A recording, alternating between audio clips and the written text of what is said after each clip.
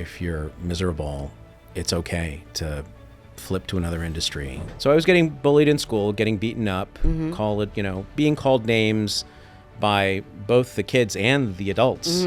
So it was a very unpleasant time, very confusing time. Those people aren't who they're presenting themselves to be. Like, they don't actually live in that house. That's a cardboard house, and they're not actually married. They're pretending to be married, right? And I was like, wow, they don't have to deal with their circumstances. They can create other circumstances. And I found that in the first couple of years of being an actor, especially in Hollywood, it was very difficult to have an opportunity to be playing roles that were anything other than terrorists or taxi cab drivers. There are things about being American I love, some things I don't. And, at the end of the day, it's like, well, that's my authentic self. It's what I choose. You can reinvent. I see, especially in the legal marketing community, people feel stuck. Many people don't have a lot of job satisfaction. Working in a law firm environment is not easy.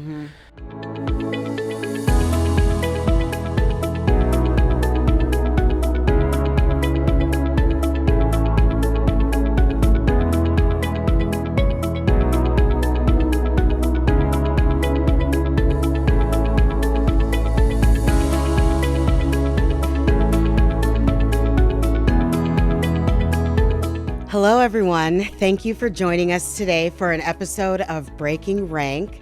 I have a very special guest here today, and there's a couple things that I'm going to do differently. So, one, I have my phone because I have notes that I want to make sure that I hit on everything because this is a remarkable story and we need to get it all in. And the other thing is, I don't usually lead this podcast with titles and credentials, and I do that for a reason. But I am going to read some background material on David because your background sets the foundation for what we're going to talk about today. So I'm going to give you a quick intro. Today's guest has lived multiple lives in one lifetime and literally reminds me of Forrest Gump. He came to America from Iran at age 11, right in the middle of the hostage crisis, got bullied for being a new kid, and decided he wanted to be an actor. He trained at Carnegie Mellon, landed roles on The West Wing, CSI Miami, JAG, and more, and then walked away from Hollywood entirely to build one of the most respected business development consulting firms in the legal industry. He's the co-founder and CEO of PipelinePlus, a best-selling author of The Shortlist, a keynote speaker at some of the most elite law firms in the country, and a guest lecturer at prestigious universities. And somewhere in between all of that, he takes hip-hop classes and crushes karaoke. Oh, and the name on his birth certificate is Ramin. His journey is about reinvention, resilience, and figuring out who you really are when the world keeps telling you to be someone else. His book, The Shortlist, just won the Gold Award for Nonfiction Book of the Year. And the conversation we're about to have goes way beyond business development. This is Breaking Rank. I'm your host, and my guest today is David Ackert. David, welcome to the show. It's great to be here, Diana. Thank you. Thank you so much. And I'm really just so grateful and appreciative of you trusting me to share your amazing, incredible story. And the more I researched, the more I was like, I don't know him at all. There are so many layers to you and your background. So I want to start from the beginning. And I want to go back to, where were you born? Yeah, sure. So you said born in Iran. That's actually not accurate. I was born in Wisconsin. Oh, okay. So I am half Iranian. That's my mother's side of the family, and half German American. That's the Ackert. Okay. Born in Wisconsin and lived there for 5 years, then moved to Iran for 5 years. And the plan was to just live there. And then the hostage crisis happened. It wasn't safe to be there anymore. My family left the country, and I've spent the rest of my years, in the U.S. So coming to the U.S. then, again, coming back to the U.S., what was that like for you as a young child? I was excited at the time because I had a very idyllic memory of the States, and things were getting very difficult in Iran. Anyone who hasn't lived through a revolution can't really grasp what it's like when your government breaks down like that. Bank accounts are frozen. So just imagine you have no access to your cash anymore. And the moment we left, the real estate changed hands. So we no longer had any of the assets that we'd left behind. So literally it's like whatever you can fit into a suitcase, you go to this country where, at least for my mother and I, we were pretty disconnected. My dad had some network, and really starting from zero, right? And then my mother, her heart was still in Iran. That was her country. That's where she grew up. So watching the news, seeing, that this fundamentalist Islamic regime is taking over, and everything that she knew about her homeland, it has completely transformed into something else. It was really a very difficult time in terms of both as an immigrant family trying to assimilate, but also for her identity as an Iranian. And so you came over, and you had mentioned in an article about being bullied by kids, and your teacher introduced you as the kid that came over from where the hostages were just at. How did that impact your childhood and your, I guess, trying to assimilate back into U.S. culture? Probably one of the hardest periods of my life. So coming to America with a name like Ramin during the hostage crisis, which again, just for context, a very different time to be coming from a country that is considered the enemy. Now, of course, we're at war with Iran, and I think most Americans are pretty good at making that distinction of like, oh, you're part of the diaspora, you're not the enemy just because you're an Iranian immigrant here in the U.S. At the time, those lines were much blurrier. And the Americans that I interacted with in school and even among the teacher body and in our communities felt quite justified in, tying a yellow ribbon around the old oak tree and calling us all kinds of things that I won't repeat on your podcast. And being very, we'll just call it prejudice. Yeah. So you came over, and it was probably like a culture shock, or just having to deal with everything that you were dealing with. And somehow in that mix, you decided you wanted to be an actor. And I read a funny story about how you decided to be an actor. Do you want to share that story? Sure. So I was getting bullied in school, getting beaten up, being called names by both the kids and the adults. So it was a very unpleasant time, very confusing time. And, reflecting back, I think I just really wanted to escape that reality. And so one day I remember watching a sitcom on television, and it dawned on me that those people aren't who they're presenting themselves to be. Like, they don't actually live in that house. That's a cardboard house, and they're not actually married. They're pretending to be married, right? And I was like, wow, they don't have to deal with their circumstances. They can create other circumstances. And so I, through a somewhat circuitous route, which also involved playing hooky so that I wouldn't have to go to school and, basically lying to my parents about, any excuse I could come up with to kind of not be in that environment, I tried. But ultimately, where I found myself was going into theater because that was a place where I could literally be someone else, and it was safe. Yeah. And I thought I remembered reading something about how you pretended to have a stomach ache or something. Yeah, this was the hooky. Yeah, yes. I ended up being hospitalized for about 2 months. Wow. And the doctors couldn't figure out what was wrong. They kept coming up with different diagnoses. Of course, most of it was psychosomatic. There wasn't anything wrong. I just desperately didn't want to go back to school. Yes. So tell me about the name change. So I want to give some background on this. You and I are both members of the Legal Marketing Association, and we both represented the members' resource groups for legal marketing. And you did a training that was so powerful to me. I still remember it to this day. I don't know if you actually were the architect of the training or if you were just facilitating, but it was a really powerful training to get the facilitators of the MRGs to be able to hold discussions, make sure it was creating a safe space for people that wanted to share their stories. And in doing so, you shared a little bit about your story. This was the first time that I ever learned that your name was not really David. And it was such a powerful thing for me because it just got me thinking, wow, there's so much behind this. And I wasn't sure if you would be comfortable sharing this, but I really want to know kind of what the impetus was behind changing your name and how did that come about? Sure. Well, the original impetus behind it was I did it when I was an actor, when I was a professional actor. And I found that in the first couple of years of being an actor, especially in Hollywood, it was very difficult to have an opportunity to be playing roles that were anything other than terrorists or taxi cab drivers. And now, as an employer, I kind of get it. Like, if I get a resume and there's somebody who has a American or non-traditional name, I do instantly have questions like, okay, how good is their English? And is this, are they an American citizen? And what are we going to have to deal with, right? And so these are questions that obviously come up. Now, of course, we're equal opportunity employers, so we consider everyone. But in fairness, this wasn't anything other than casting directors having to make very quick decisions and then seeing a picture of someone who, yes, has darker complexion and they have an unusual name. And they're like, you know what, let's put them in this bucket, right? The problem from my perspective was I could, do all kinds of different accents. I didn't even have, a Persian accent when I spoke.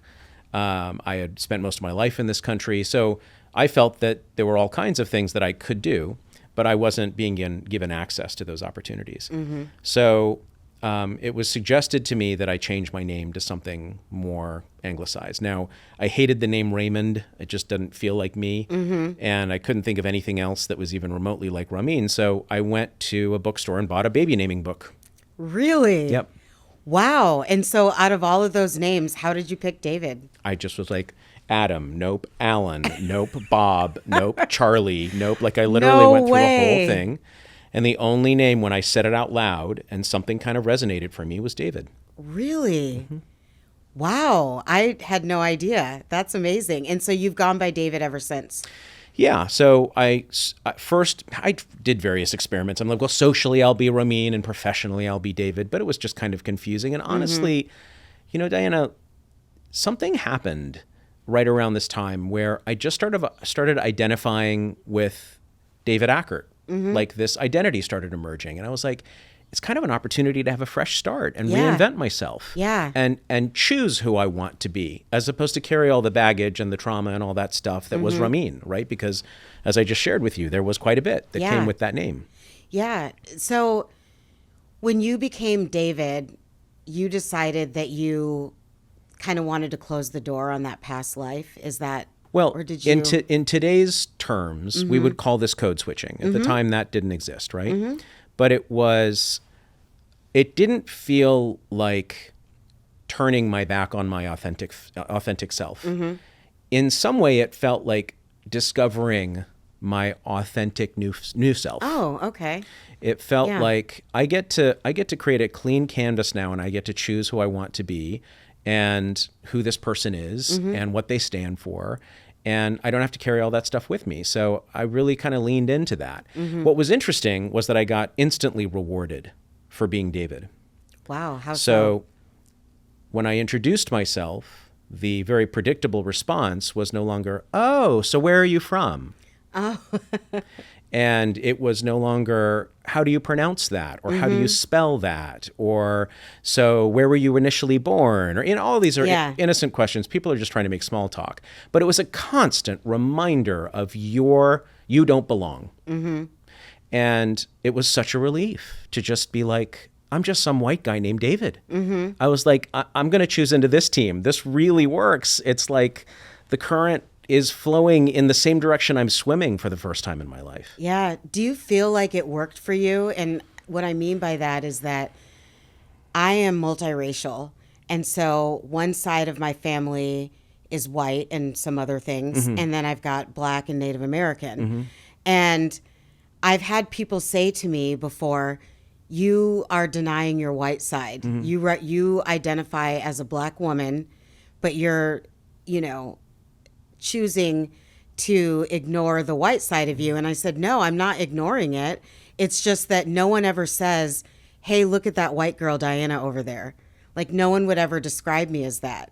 So with you, when you just said that to me, do you feel like the name change was enough? Did it get you where you wanted? Or was it like, do you still feel like people view you a certain way, even though your name is David? I think they're much less likely to because my name is David. I think if I introduce myself as Ramin, there's this interesting thing that happens, right? I mean, I wish we could do sort of an experiment right now. And I hold up a picture of me and one says Ramin and it's the same picture and the other one says David. Yes. And it's like, what do you think of these two people, right? And you're instantly going to project certain assumptions. Yeah. And walking through the world without the Ramin assumptions, I found to be a much easier life in this country, right? Yeah.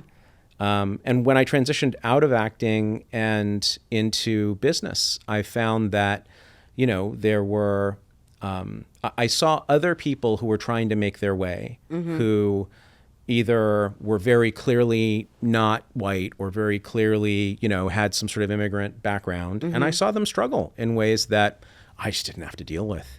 So, there's a lot of environmental rewards to that code switching exercise. Yeah. I want to go back to something that you said about being sort of mixed race. I've always tried to take the best of both backgrounds. There are things about being Iranian that I think are really very rich, and certain traditions that I find really quite precious. And I've been able to, choose some of those. There are things about being American I love, some things I don't. And, at the end of the day, it's like, well, that's my authentic self. It's what I choose to kind of bring together. I don't know if that's been true for you. No, I think that's so insightful, because I feel like it's the best of both worlds in some ways. Even just from things on my features, things I used to get made fun of when I was younger that I appreciate now. I think just the different cultural aspects of it. There are things, like you said, on my mom's side, family traditions and things that I hold very dear to my heart. And then, I think on the Black side of my family, everything from the food, the music, the way we talk, everything was so different. I code switched all the time growing up. Yeah. I mean, that's the reality of it. Yeah. But the more that I've reflected on this, I've learned that I appreciate the ability to be able to walk between multiple cultures or walk amongst them and pick and choose what I like the best. So I definitely agree with you on that. From where I sit, you've done an amazing job with that. Thank you. And I want to switch gears just a little bit to talk about your grandfather. You have a famous grandfather. Yeah. Tell me about him and what he was a composer, right? Or a musician? Well, he's famous if you're Persian of a certain generation. Okay. So he wrote the music to the national anthem of Iran. Wow. So, he was a very famous musician, and they commissioned him to write this music.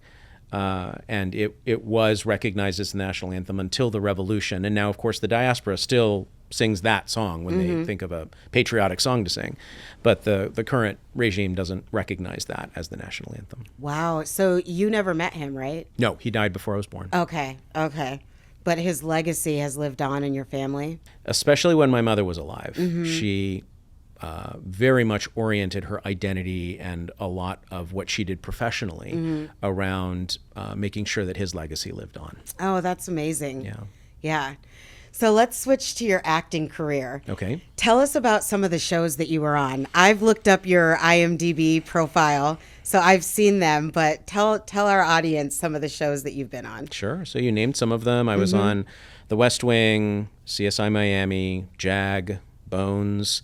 I was on a show called Crossroads Cafe, where I was one of the main cast members, one of what's called series regulars, for 26 episodes. That was probably the steadiest gig I'd had.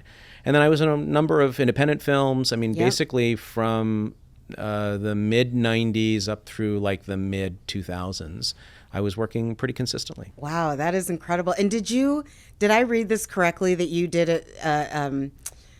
a show or a film with Andy Garcia and Ray Liotta? Yeah, that's right. Wow, that is amazing. Yeah. I keep thinking Goodfellas and like all of these, but you had some proximity to very famous people. I have a good ranking on degrees of Kevin Bacon. Right? Yes, yes. I worked with a lot of, really cool people. And I was wondering if your acting background contributed to the way that you are so comfortable speaking and being in front of the high important lawyers that we talk to, because you switched gears, right, from acting to business development, coaching, starting a tech company. And when I've interacted with you in the past, I've noticed that you are just like cool as a cucumber around the lawyers. Like, you're so well spoken, you're so brilliant in what you do. And I wonder if that lack of like fear, or a lot of people get intimidated going up against lawyers, or not going against them, but just having to work with them and deal with their personalities. And I've seen you before in your pitches and how you deal with lawyers. You don't seem to have any of that. Do you credit your acting background with the way that you're able to kind of flow so seamlessly in these, I guess, high pressure environments? I think in the early years that, there was a lot that I drew upon in order to, there's a technique in acting called act as if, right? Act as if a certain thing is true. And then you completely commit yourself to that reality. And that's how a very nice human being who happens to be an actor can play a serial killer, right? It's like you act as if those circumstances are true for you. So in the early years, I leaned on that skill set. But after a while, I developed competencies. I developed confidence. And then it was just coming naturally to me. I posted about this recently on LinkedIn about imposter syndrome. And that in the early years, when you're committed to something that's important to you, imposter syndrome is actually a healthy sign that you're tackling something that matters. But after a while, I noticed that in interacting with lawyers and even managing partners of, top am law firms, when I was debating with them or having discussions with them, I was right in my area of expertise more often than they were. And that's when I started realizing, I actually know what I'm doing now. Yeah. And I don't have to fake it till I make it. Like maybe that's the transition between fake it to make it. Right? Yeah. So how did you, what happened that made you decide one day, I'm going to stop acting and I'm going to go a completely different direction into business development? Was there a catalyst? I know that's what it looked like. Okay. So it didn't happen that way. It was messy. Okay.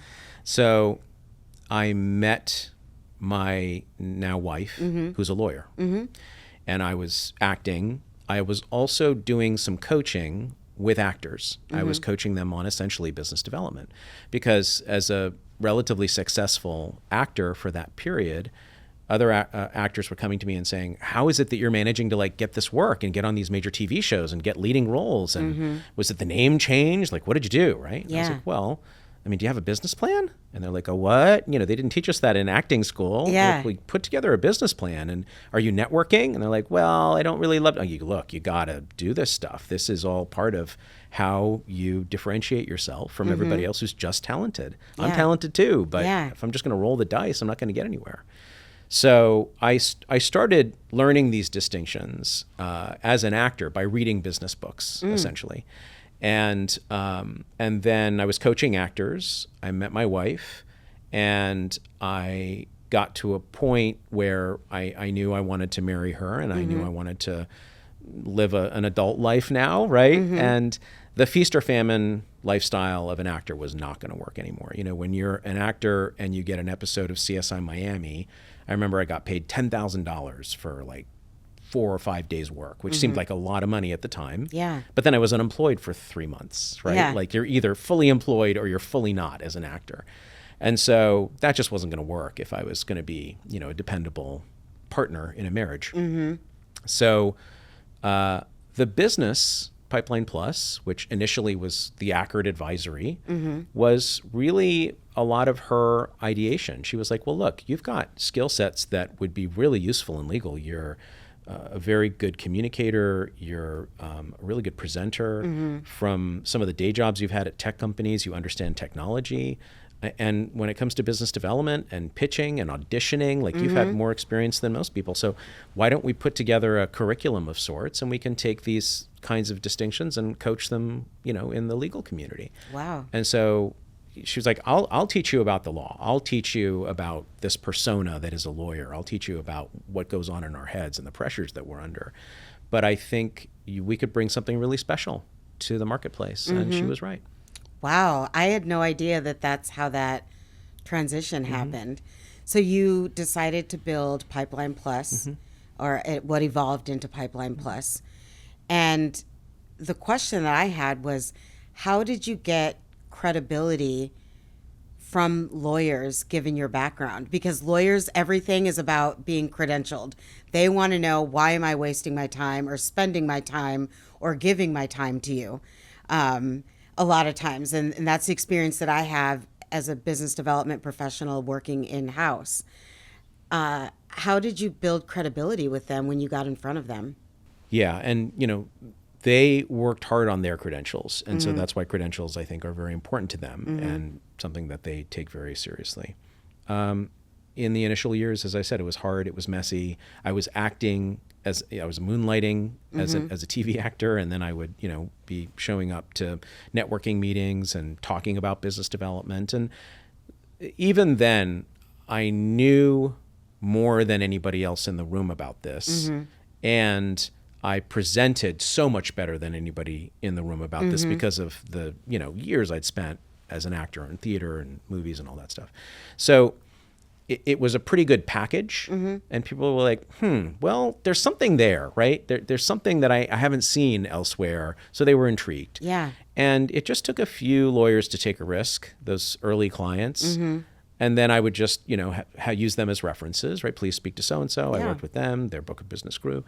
And it didn't take long before that kind of started to evolve into enough of a business that we could survive off of it. But as I said, it was messy. I'll never forget. This was in one of the first, couple of years that we had launched this business, and I'm brought in by a firm to work with a litigator. Okay. And so I walk into this litigator's office, and I'm beginning to tell him a little bit about what business development coaching is and what he should expect. And he's peering at me in the strangest way. He just keeps doing this as I'm talking to him. And then about 15 minutes in the meeting, he says, "Stop. Weren't you on CSI Miami last night?" I was like, "Yeah, I also do that." And then, I basically had to start the meeting all over again because he was like, "Now, why should I, let an actor tell me how to?" Yeah. So, but I eventually won him over, and I was like, "Look, just give me another 15 minutes. And if I don't come up with at least 2 or 3 things that are going to help you, then I'll get out of here and, you get your day back." And he's like, "All right, I'll give you 15 minutes, go." And after 15 minutes, he was like, "I want to work with you." Wow. See, so those acting skills do help. I know one time you were actually going to talk to one of the firms I was at, and I remember one of the attorneys there had looked you up and was like, and called me.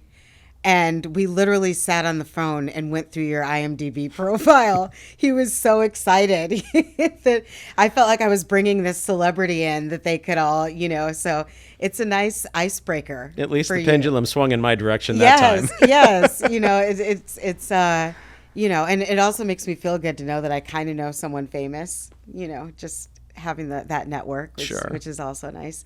So then... Do you know who I know? I know the head of the podcast of, Breaking Ranks. Wow. So that's going to open some doors I'm for you. I'm going to be dropping some names. Yeah, there you go. And then, so then you have your company, and it's grown, and I've seen it grow over the years. And somehow you decided to write a book. Yeah. How did that happen? I started writing the short list about 11 years ago now. Wow. Okay. And it was really a function of what I was observing in my own experience as someone who was developing a business based on relationships. And that was that, like so many people, I didn't love networking. And you're supposed to network. You're told, the more people you know, the better, and build this vast network and all of that. And that's a fine idea in the early part of a career, but at some point that becomes a very tedious and one might even argue inefficient, wasteful exercise, use of time. And what I started observing is that the people, yes, so occasionally lightning would strike and I'd meet someone, and in that conversation, something is created or a connection is made and some great opportunity comes from it. But most of the time, like 90% of the time, yes, opportunities were coming from people I'd already developed relationships with. And I also noticed, again, back to this notion of being authentic, I wanted to hang out with people like you who I get along with, who I feel myself with, who I feel safe with. Yeah. Way more than I wanted to go schmooze a room or meet a stranger or, try to make small talk, all that stuff. It's just, very anxiety producing for most people. It was for me. So I was like, well, what if, and then I noticed one other thing. I would have this experience repeatedly where I'm in the car or I'm in the shower or I'm, whatever, eating dinner. And I think, Diana Lauritsen, why haven't I reached out to her? Why am I out there like trying to work this crowd when I know someone who's influential in the industry and we really care about each other and we would look to help each other if we could? And I was like, there's something wrong with the way that we're doing this. So I started really building on this idea. I built about wrote about a third of the book. And the more I researched around, psychology and human dynamics and social networks and the way that tribes are formed and the number of people that tend to exist in these communities, the more I was like, there's really something to all of this. But then I sort of shelved it because the business was growing and I was getting a little too busy. And then when I was connected to our publishers at Greenleaf, they read the draft that I had created and they said, there's a great book in here, but you're going to need a writing coach or you'll never finish this thing. Yeah. And they were right. So they assigned a writing coach and 9 months later we had our final manuscript and we took it out. Yeah, and it has taken off. It has. I have seen your book. When I'm out and about, I have actually seen your book, and it makes me so proud, for one, because I know you, but also just because the amount of work that went into it, and then going to an airport and being able to see your book at an airport, right? And I just feel cool because I'm like, I know the author. I have his cell phone number. I can text him right now. That's right. And so it really took off. And it was like the next thing I knew, it was like this whirlwind of you being featured on podcasts, you giving presentations, you presenting to lawyers about the shortlist. How has that been for you? How has your life changed since you published this book?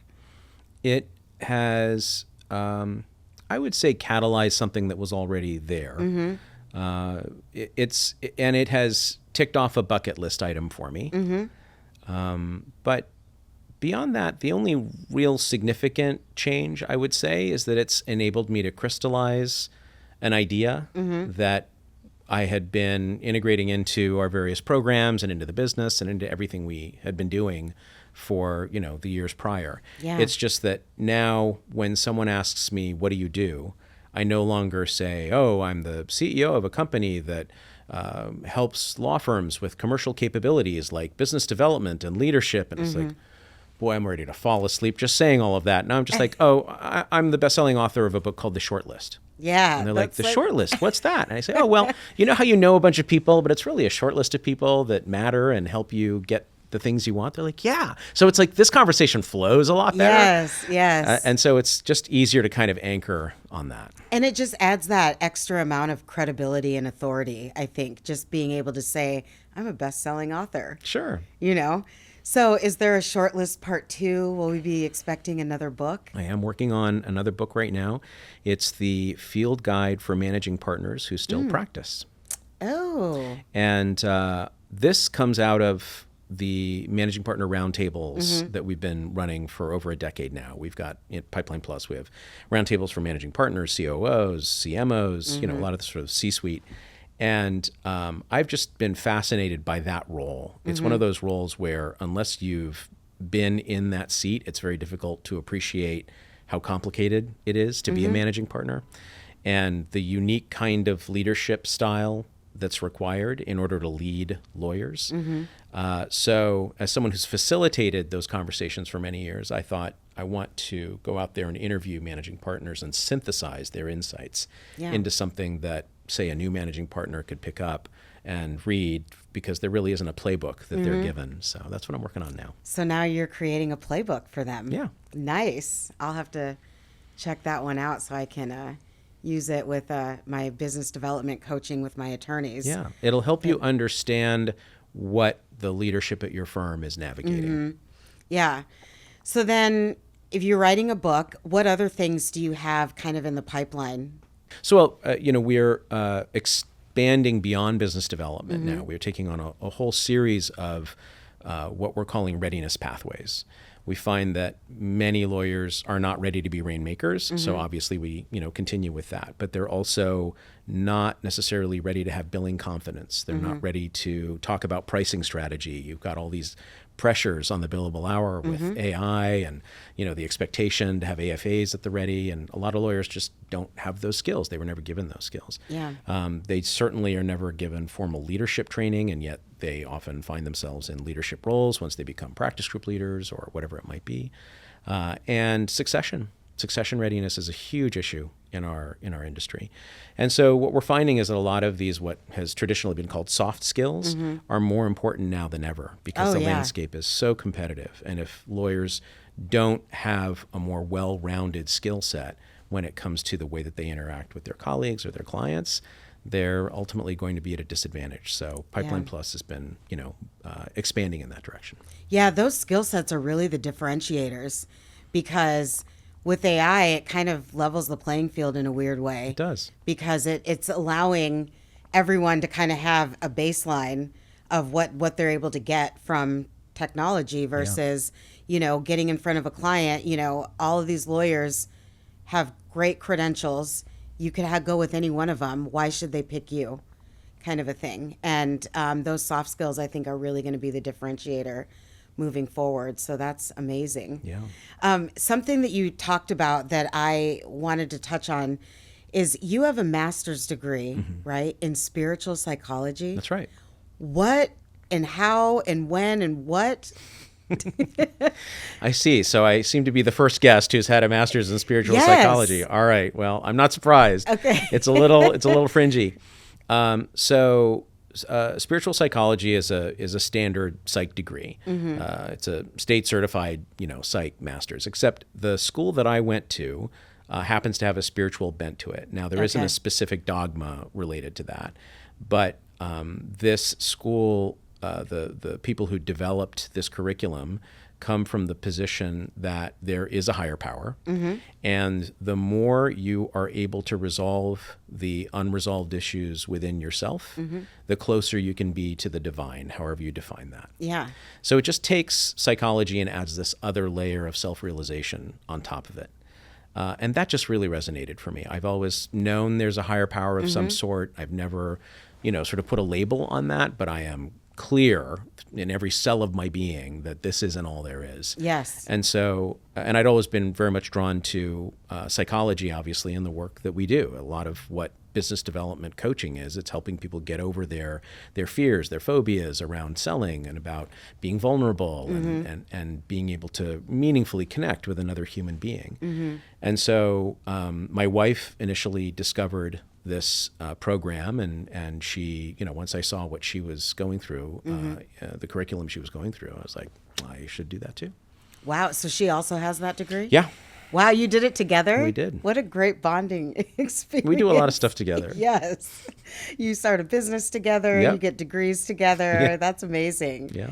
And you have this whole, I love this because on your Facebook, I've seen you in your hip hop classes. Yeah. And I think it's just so cool because you're this polished business guy by day, but you have just like a very rich life.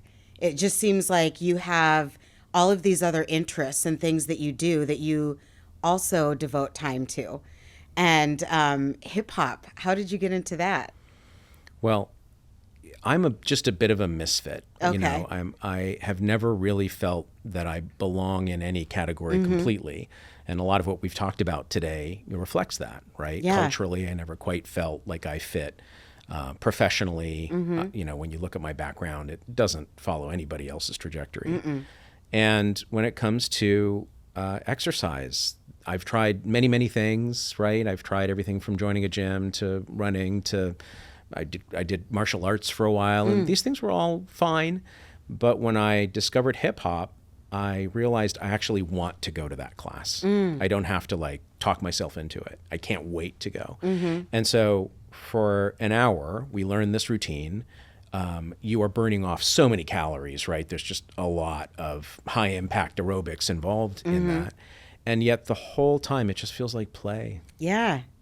And you're good at it too. I've seen your videos. No, thanks. I put in a lot of years. So. Yes. So I thought that was such a nice kind of touch. I'm like, every time I think I know David, something else comes up. And I've seen your karaoke, which it makes so much sense to me now why you're so comfortable in front of a crowd, because you'll just go up there and just perform. Yeah. And it's amazing. It's really cool to see, actually. And I just love seeing the layers to you. One thing I can say is that out of these years of knowing you, I knew you first more surface level. Sure. You are genuinely a good human being. Like, you literally are a good human being. And the work that you've done with the Legal Marketing Association, the work that you've done, and just being available. I know you've reached out to me before at times, when you see something might be a little bit off, a lot of people wouldn't even take time to do that. And I'm very grateful to know you, for one.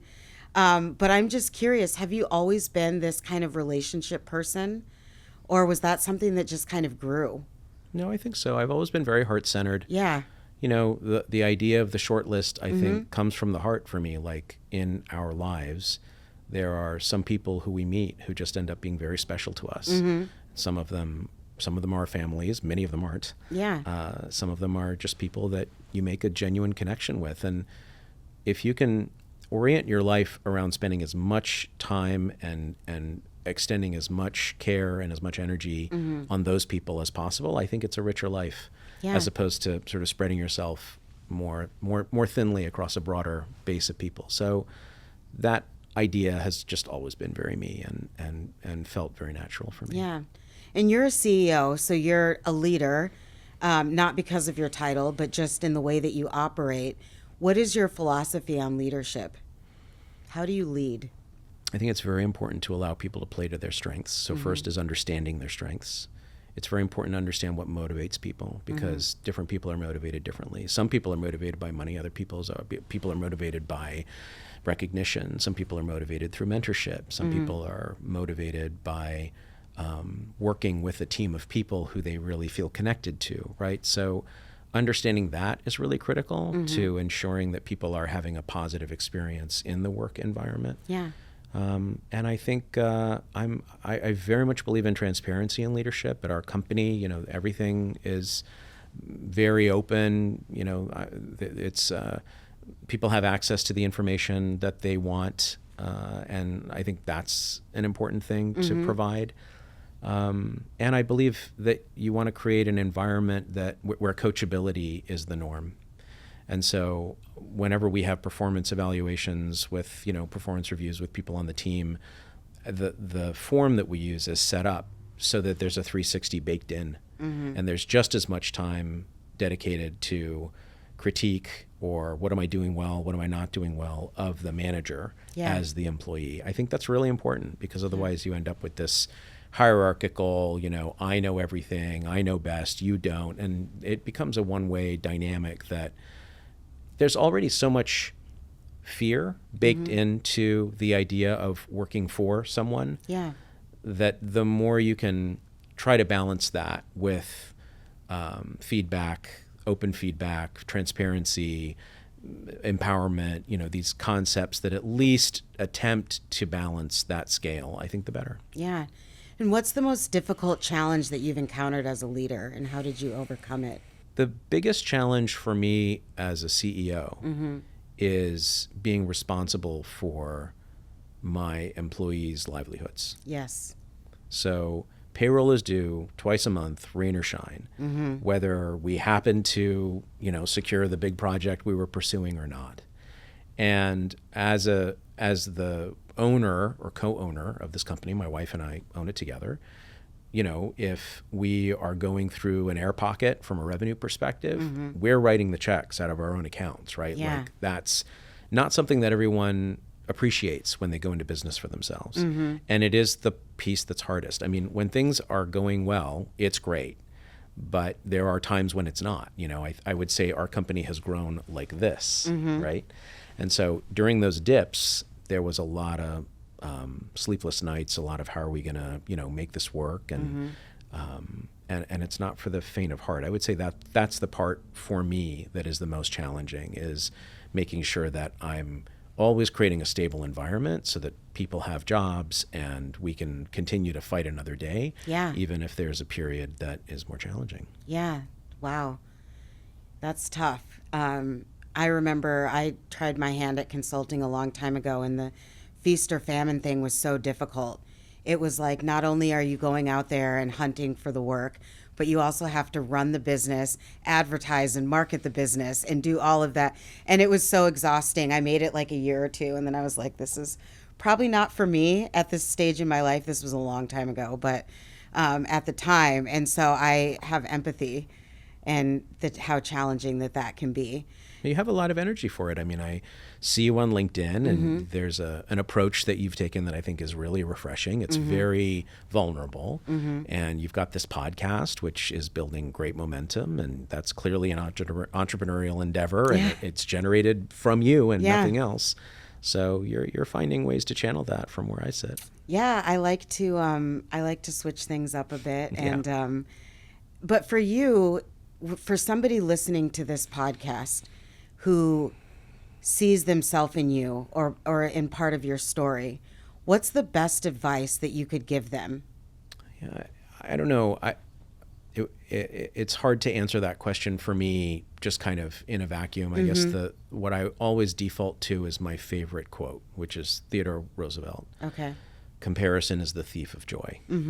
And that quote has helped me through a lot of very difficult times when I needed advice and I didn't even know what to ask for or who to ask.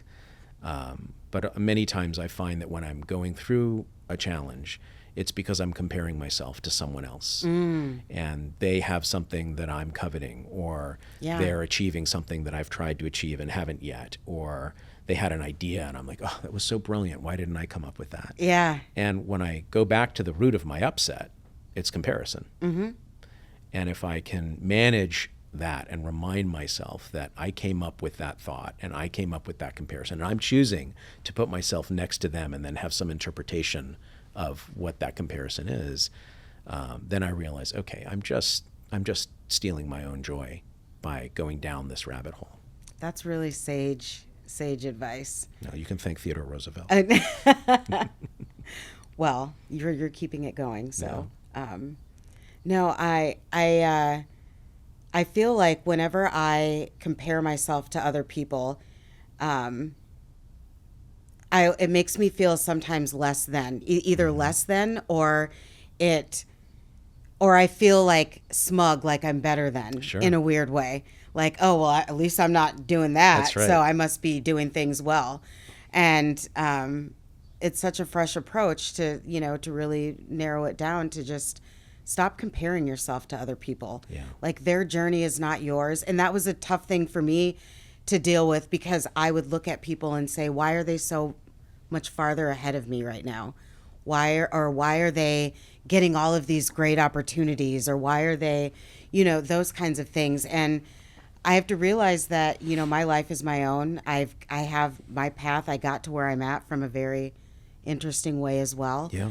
And so I think that, for anyone who is a young or aspiring leader, it's really important for them to look at their own journey, as you said, as a way to be a fresh start, or like you have the ability to create your own path, no matter where you started. And I think your journey kind of shows that, because you've lived a lot of different lives. And there's so many other things I want to pick your brain about that we're not going to have time on this podcast to even get into, but we'll save that for a dinner conversation. but your background is just so inspiring. Like all of the career pivots that you've done, just starting a company from scratch and watching it just grow into this really great. I mean, you're a very well-renowned person in our industry. Your company is very well known. It's growing. Your team is amazing. They are. Yes, you have built an amazing team. And just hearing about where you started from, it's so inspiring for me because it lets me know that at any point I can shift gears. You can reinvent. Yeah, I can shift gears and could be a bright future depending on what I decide. Is there anything that we haven't covered today that you want to leave with our audience? We can probably just double down on this point of you can reinvent. You know, I see, especially in the legal marketing community, people feel stuck. Many people don't have a lot of job satisfaction. Working in a law firm environment is not easy. The compensation is good, and so it keeps people there.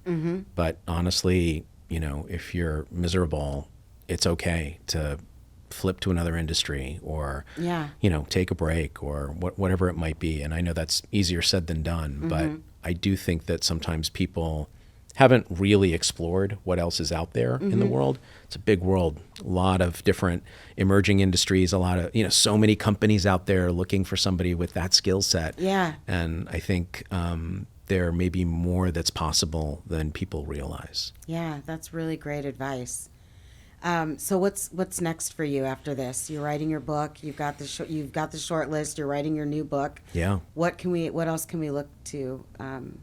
What else is there to look forward to? You'll see some of these commercial capabilities that I was speaking about reflected in a lot of the offerings that we're bringing to the industry, both through programs and keynotes and our e-learning platform and all of these different ways that we can, you know, make this available to firms and kind of meet them where they are. But you'll see a lot. You know, I know historically I've been known for business development. I think as you and I sit down for, you know, part 2 of this conversation in a year or two, you'll find that there's a lot more that we're doing with firms and are already starting to do. Ooh, outside of the business development space? Yeah. Oh, I'm excited. Yeah. I can't wait to hear more about that. And I'm excited to see where the future brings you. I want you to be as successful as possible and hopefully fly me in a private jet somewhere. You can fly me in yours too if you like. We'll take turns. Yes. But thank you so much for being a guest on Breaking Rank today. You have such an impactful story. And thank you for allowing me to share that with the rest of the world. And I hope people reach out to you after this podcast and say, I had no idea, or I never knew, or whatever, because you're just one of my favorite human beings. I think, like I said, you're just a genuinely good person. And all of this success that you have achieved is so well deserved. Thank you. I couldn't be more happy for you. So thank you so much. Appreciate the opportunity, Diana. Yes. And for those listening, if you haven't already, please like, subscribe, and share. We would love to get Breaking Rank out to more audiences. So thank you so much, everyone. And thank you, David. My pleasure.